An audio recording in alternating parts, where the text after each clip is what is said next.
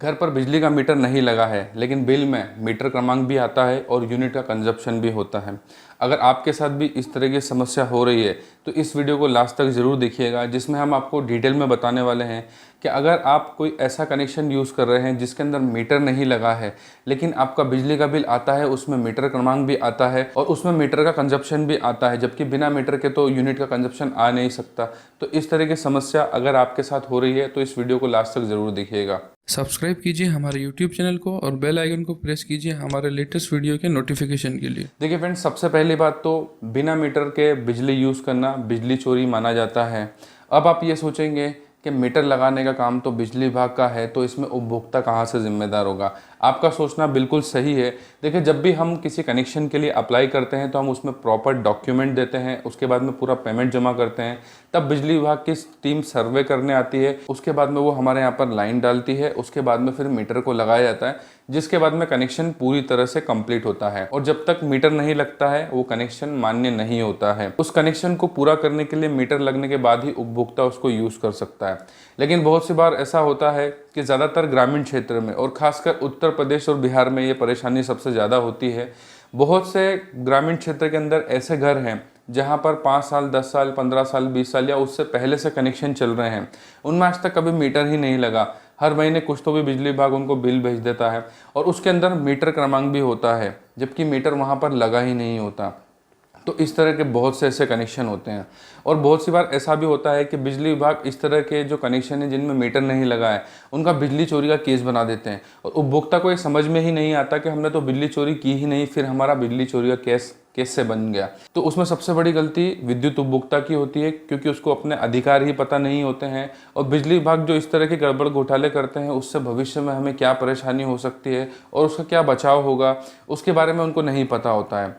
जिसमें हम आपको डिटेल में बताने वाले हैं। देखिए, सबसे पहली बात तो कभी भी अगर बिजली विभाग इस तरह के कोई कनेक्शन लगाता है जिसमें मीटर नहीं लगाता है तो उसमें पूरी जो जिम्मेदारी और गड़बड़ियां होती है वो बिजली विभाग की होती है। लेकिन क्या होता है कि आपके घर पे जो बिल आता है उसमें मीटर क्रमांक आता है, तो उस वजह से बिजली विभाग का बचाव पक्ष बन जाता है। देखिए, ये ऐसा इसलिए होता है कि जब भी आप किसी कनेक्शन के लिए अप्लाई करके डॉक्यूमेंट और पेमेंट जमा करते हैं तो इनके जितने भी जो लाइनमैन और जो खासकर आउटसोर्स वाले होते हैं वो लाइन तो डाल देते हैं, लेकिन क्या होता है कि मीटर नहीं लगाते। बहुत सी बार बिजली विभाग ऐसे बहानेबाजी भी करता है कि अभी मीटर अवेलेबल नहीं है, लेकिन वो जब लोगों को हज़ारों लाखों रुपए के बिल बेच करके इतनी करोड़ों की कमाई करते हैं तो क्या वो मीटर नहीं खरीद सकते। आप किसी भी अपने मार्केट में इलेक्ट्रॉनिक शॉप पर जाकर के अगर सब मीटर की डिमांड करेंगे तो आपको डिजिटल मीटर हज़ारों की संख्या में मिल जाएंगे, तो क्या बिजली विभाग को नहीं मिल सकते। ये सब बिजली विभाग का छलावा होता है और खासकर उत्तर प्रदेश में ऐसा सबसे ज़्यादा होता है कि वो बिना मीटर के कनेक्शन देते हैं, बाद में फिर बिजली चोरी का केस बना करके उनसे हज़ारों लाखों रुपए ऐंठते हैं,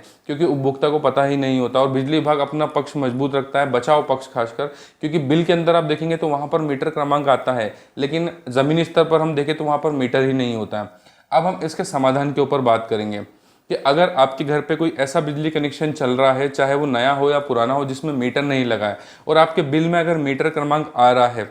और यूनिट का कंजप्शन भी अगर हर महीने वो अपने हिसाब से दे रहे हैं, तो उसके लिए आपको सबसे पहले एक लिखित शिकायत करना है। और लिखित शिकायत आपको किस तरह से करना है उसके ऊपर हमने एक आर्टिकल लिखा हुआ है डिटेल में। इस वीडियो के डिस्क्रिप्शन में हम उसका लिंक दे रहे हैं। वहां से जाने के बाद इस एप्लीकेशन का फॉर्मेट, इस एप्लीकेशन को कैसे लिखना है और किन किन जानकारियों को इस एप्लीकेशन में आपको मेंशन करना है वो हमने उस आर्टिकल में बताया हुआ है। तो इस वीडियो के डिस्क्रिप्शन में जो लिंक दिया हुआ है उस पर क्लिक करके आप उसकी जानकारी ले सकते हैं। इस एप्लीकेशन को लिखने के बाद में जहाँ पर हमारे घर में मेन लाइन आती है, जहाँ पर मीटर होना चाहिए, जहाँ मीटर नहीं लगा हुआ है, वहाँ की एक फ़ोटो भी आपको लेना है और उस फोटो को भी इसके साथ में लगाना है और इस एप्लीकेशन को आपको अपने विद्युत जोन पर जमा करना है और आपको इसकी कॉपी लेकर के जाना है, जिसपे आपको इसकी रिसीविंग मतलब की पावती लेना है। बिना रिसीविंग मतलब पावती के आपकी एप्लीकेशन मान्य नहीं होगी, तो आपको इस बात का ध्यान रखना है। हमारे बहुत से यूपी और बिहार के जो व्यूअर जो हमारी वीडियोस को देखते हैं वो कमेंट्स करते हैं कि सर, हमारे विद्युत जोन पर हमारे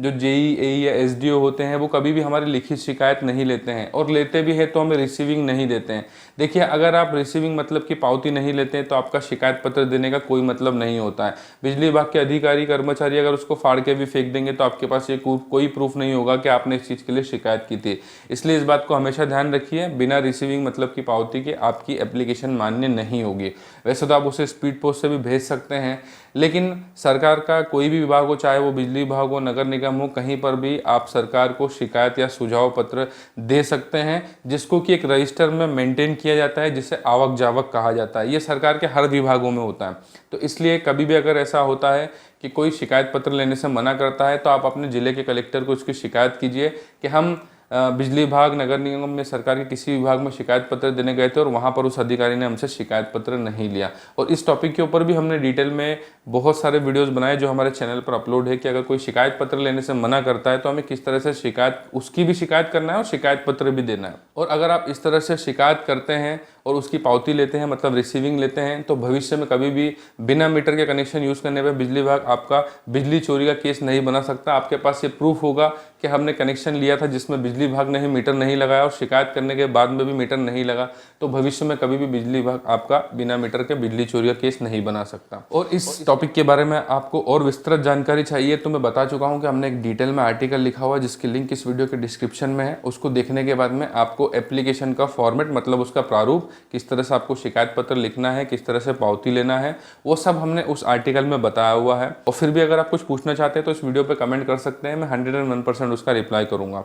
और उत्तर प्रदेश और बिहार के लोगों से मैं रिक्वेस्ट करूंगा कि जितने भी ऐसे लोग हैं जिनके यहाँ पर इस तरह के कनेक्शन हैं, जिनमें मीटर नहीं लगा है और वो बिजली यूज़ कर रहे हैं, तो आगे चल करके उनको बड़ी परेशानी ना हो, इसलिए इस वीडियो को आप ज़्यादा से ज़्यादा शेयर कीजिए। अगर आप भी बिजली विभाग की परेशानियों से बचना चाहते हैं तो हमारे चैनल को सब्सक्राइब कीजिए और खासकर हमारे वीडियो को ज़्यादा से ज़्यादा लोगों में आप शेयर कीजिए, क्योंकि जब तक विद्युत उपभोक्ता जागरूक नहीं होगा, बिजली विभाग इस तरह से ही उन्हें लूटता रहेगा।